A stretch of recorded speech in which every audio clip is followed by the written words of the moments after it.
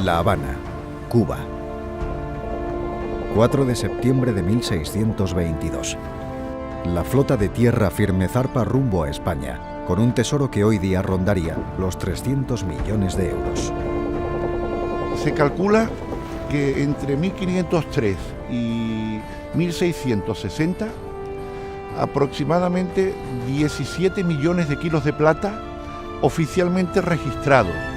Llegan a España cantidad de piezas de plata desde el siglo XVI hasta los comienzos del siglo XIX.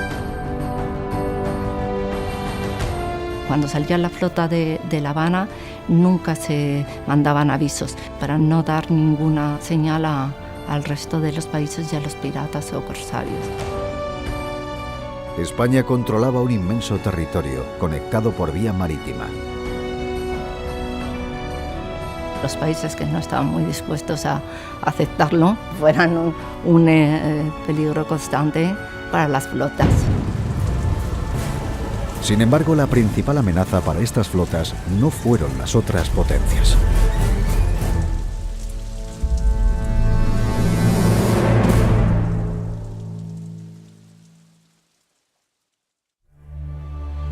Las grandes riquezas procedían tanto del Virreinato de Nueva España, que se extendía por México y Centroamérica, como del Virreinato del Perú, donde estaba ubicada la mina de plata más importante de América, Potosí, ciudad que se representa en el lienzo de casi 6 metros de largo, que se expone en el Museo de América en Madrid. El tema que recoge el cuadro, único en toda la producción pictórica de la América virreinal, es el paso por la ciudad del virrey arzobispo Morcillo. También se reproducen al fondo pequeñas escenas donde se muestran las fiestas que se hacían, los fuegos artificiales, los desfiles. ¿Por qué es así? Pues porque la ciudad de Potosí está nutriendo al imperio con toda su producción de plata y cíclicamente salen de allí recuas de hasta 2000 llamas que bajan hasta el puerto del Callao llevando materiales que embarcan y inician su travesía hacia España. Entre los objetos artísticos que procedieron de América en la carrera de Indias, pues debemos hacer una distinción, una doble distinción. Por un lado, los objetos de carácter religioso, ajuares litúrgicos hechos en plata labrada, las imágenes de la Virgen de Guadalupe y otros iconos destinados a iglesias y a conventos. Y por otro lado también pues distinguimos los ajuares domésticos.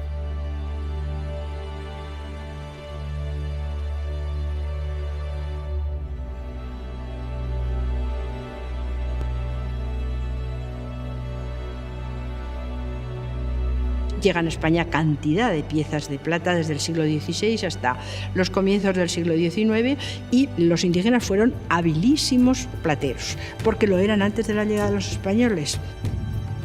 Lo único que tuvieron que aprender es la nueva estética y utilizar los nuevos instrumentos. En grandes flotas que salían desde América en secreto una vez al año y con destino a Sevilla o Cádiz, fueron llegando una enorme cantidad de productos y personas. Entre todos, destacaban los metales preciosos en lingotes o labrados en diferentes objetos.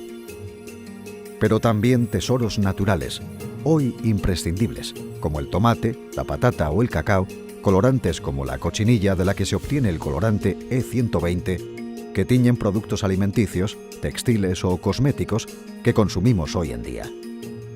La otra gran riqueza, además de la plata y el oro, que llega a España desde América son los productos naturales. Esos productos naturales que se integran de tal forma en la vida cotidiana española e incluso en la vida cotidiana europea que transforman radicalmente los hábitos alimenticios. No sería entendible la dieta mediterránea sin la presencia del tomate, naturalmente. La dieta de toda Europa, incluida Europa central y Europa del norte, sin la presencia de la patata. Las nuevas tierras ofrecieron la posibilidad de incorporar nuevos colorantes que transformaron la moda, proporcionando unos tonos a las prendas hasta entonces impensables. Tal es el caso de la cochinilla, un insecto utilizado entre otros por los aztecas con el que se logró obtener un rojo brillante. Todo el mundo se interesa especialmente por la cochinilla porque fue el que mayor riqueza proporcionó a la corona española. Lo que pasa es que no fue el único, fueron varios, sobre todo el palo de Campeche y alguno más de menor importancia, el achiote y demás, que se empezaron a utilizar un poquito más tarde, del siglo XVI-XVII. La llegada de la flota a España era vital para el sostenimiento del imperio, aunque supusiera un alto coste de vidas humanas. Cuando hay un peligro de naufragio o la nave está en peligro, las instrucciones que dan tratados de navegación del siglo XVI, y bueno, podemos decir que siempre ha sido así de las naos de India, era, en primer lugar, a la ida manda que se salve el azogue, porque era para beneficiar la plata, y las bulas, porque las bulas eran dinero, se vendían muy caras. En segundo lugar, las mercaderías de alto valor. Y, en tercer lugar, las personas. Si la flota salía más tarde de lo previsto, los vientos y corrientes no eran los adecuados, o los pilotos no eran diestros en sortear cayos y arrecifes, podían perderse los barcos y su cargamento.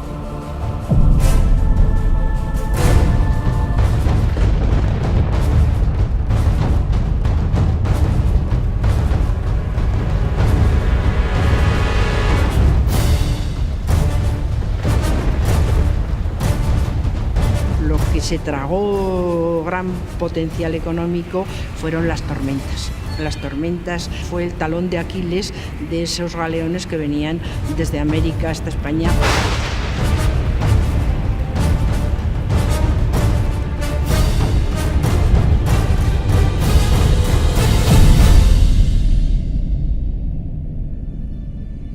Si los marineros no eran lo suficientemente instruidos o experimentados, pues podían dar lugar a que a la hora de peligro no respondieran a las expectativas que se necesitaban. En el caso de los galeones, quizá uno de los más representativos ha sido el galeón de Nuestra Señora de Atocha, que se hundió en el 1622 junto a Florida, las costas de Florida.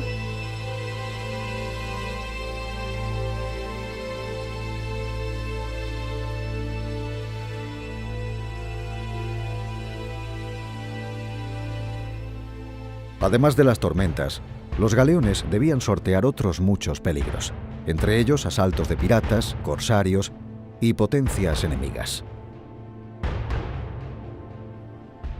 Los piratas, pues sobre todo, se beneficiaban de naos mercantes o de contrabando, pero el problema en las flotas de India eran muchas veces los corsarios, que eran particulares que actuaban bajo la protección de un país para atacar a buques de enemigos o neutrales que favorecieran al enemigo.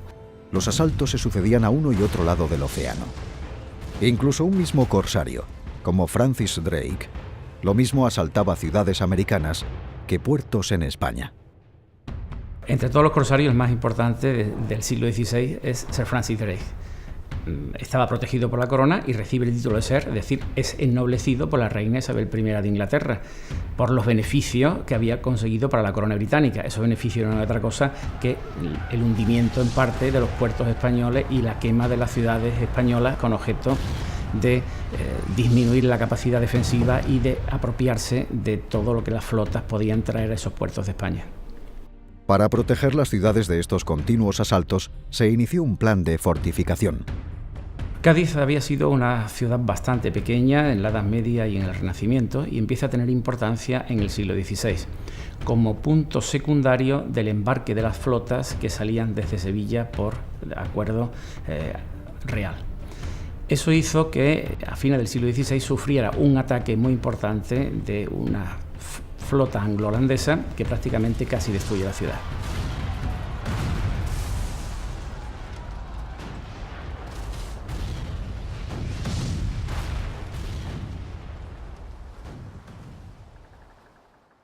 Se fueron construyendo distintos baluartes que iban defendiendo todo el perímetro.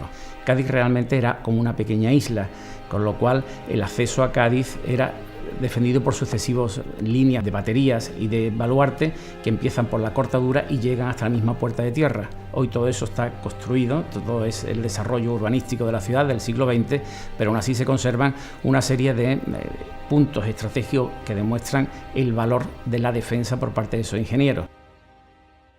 Y las flotas procedentes de territorios americanos que finalmente llegaban a Sevilla convirtieron esta ciudad en el centro del mundo. En el año 1503, los Reyes Católicos deciden crear en Sevilla la Casa de la Contratación, la institución destinada a controlar el tráfico de personas y de productos de mercancía a América y desde América. Y aunque el edificio ha desaparecido, todavía se conserva el oratorio, donde hay un gran retablo de Alejo Fernández que preside esa sala, donde aparece la Virgen del Buen Aire y una serie de personajes que se han querido identificar con algunos de los conquistadores, descubridores del Nuevo Mundo.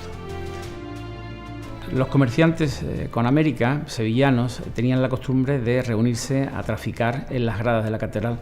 Los problemas que eso originaba provocó que hubiera una excomunión por parte del arzobispo y que tuviera que intervenir el rey para crear un edificio profeso destinado al comercio. El edificio sufrió un proceso muy lento de construcción, de hecho no terminó nunca su fábrica, y con el paso del tiempo ese edificio que había servido para comerciar se convirtió en archivo de India.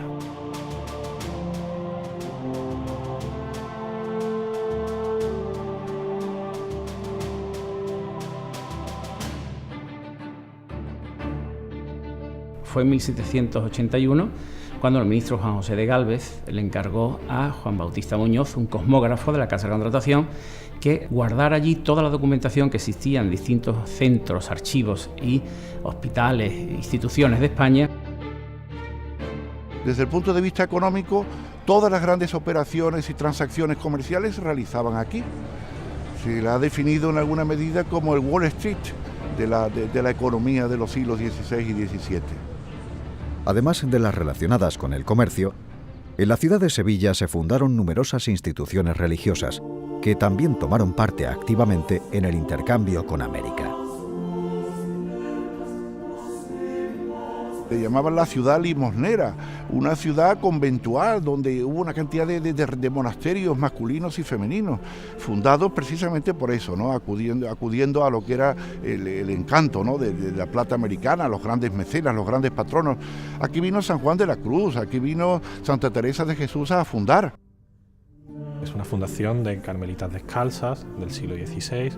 Y es un convento que está estrechamente unido con América, pues existe un abundante número de piezas americanas, de procedencia americana. Entre ellas pues destacan las vírgenes de Guadalupe de México, que cuentan con un número de 5 cuadros, plata americana, destacar pues un pequeño tríptico que tienen de la Virgen de Copacabana, que llegó aquí pues en la carrera de Indias en esos barcos a través de estas piezas, ¿no? Realmente tanto la Catedral de Sevilla como todas las iglesias de Sevilla, el convento de Santa Teresa sobre todo, tiene piezas de orfebrería de plata americana, de plata potosina pura, que son objeto de estudio y que han sido analizadas por todos los especialistas.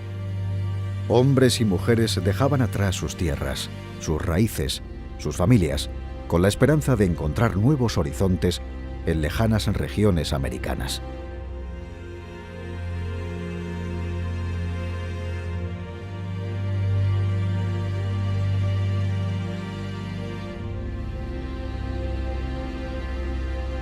Durante la época virreinal, algunas comarcas andaluzas destacaron por aportar un constante flujo de emigrantes.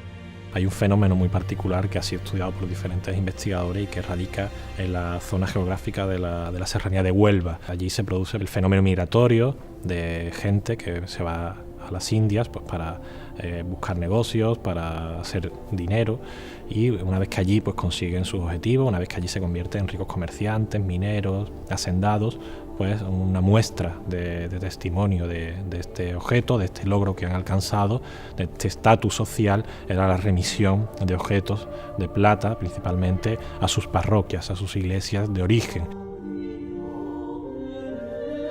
Quienes alcanzaban el éxito evidenciaban ante su comunidad de origen, el pueblo o ciudad de la que partieron, su nuevo estatus adquirido.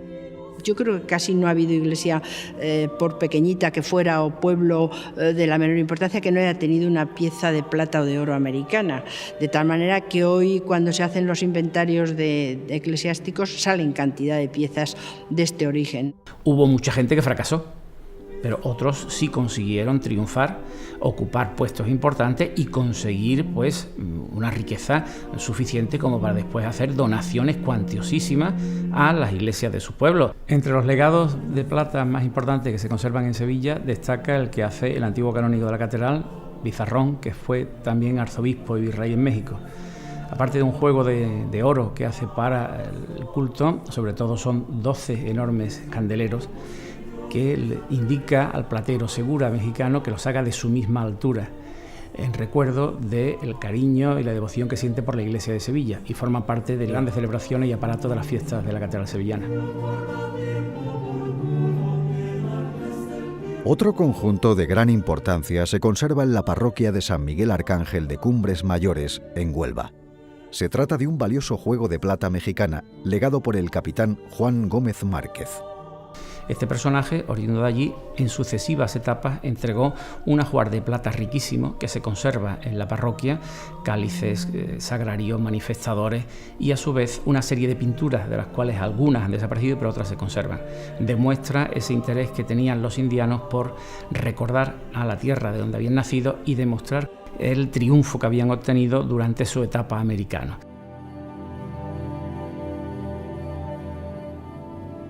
Interesantes ejemplos de capillas e iglesias enriquecidas por donaciones de plata americana se suceden por todo el territorio.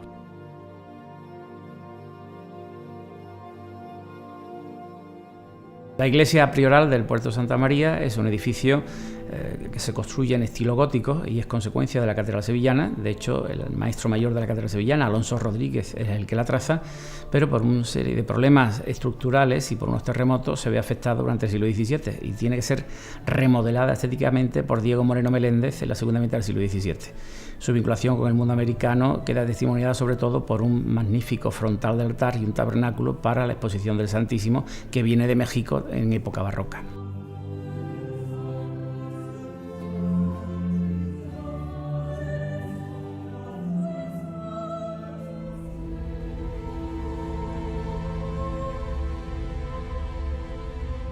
A estas obras, que llegaron paulatinamente a lo largo de los siglos pasados, se suman los tesoros de barcos hundidos ocultos durante siglos en el fondo del mar, como los de Nuestra Señora de las Mercedes, el San Diego o Nuestra Señora de Atocha. Del galeón de Nuestra Señora de Atocha se han rescatado desde 1988 monedas, lingotes, joyas y diversos objetos, una parte de las cuales se expone en el Museo de América. Lo que aportan estas piezas concretamente que tiene el museo es el conocimiento de una serie de tipologías y de modelos, incluso de decoraciones, de las que antes no teníamos información, ni en el caso americano, ni tampoco obras parecidas en el mundo español. Por lo tanto, se han convertido en piezas paradigmáticas para el estudio de la platería peruana, puesto que proceden del Perú, en ese periodo de finales del 16 y comienzos del 17, teniendo en cuenta que es 1622 la fecha del hundimiento. Son piezas muy atractivas. Estamos tan habituados a convivir con estos productos y estas obras americanas que no somos capaces de reconocer su procedencia. Tal vez lo que les estamos proponiendo es, a partir de esa identificación con los objetos de procedencia americana, tan singular en nuestra propia cultura, seamos capaces también de redescubrir la identidad de su origen y de su procedencia. Cuando uno contempla la ciudad y visita la ciudad, ve que todo el tejido urbano está salpicado de referencias americanas. Cualquier lugar que uno visite en Sevilla, cualquier sitio, cualquier iglesia, cualquier emplazamiento, todo está lleno de América.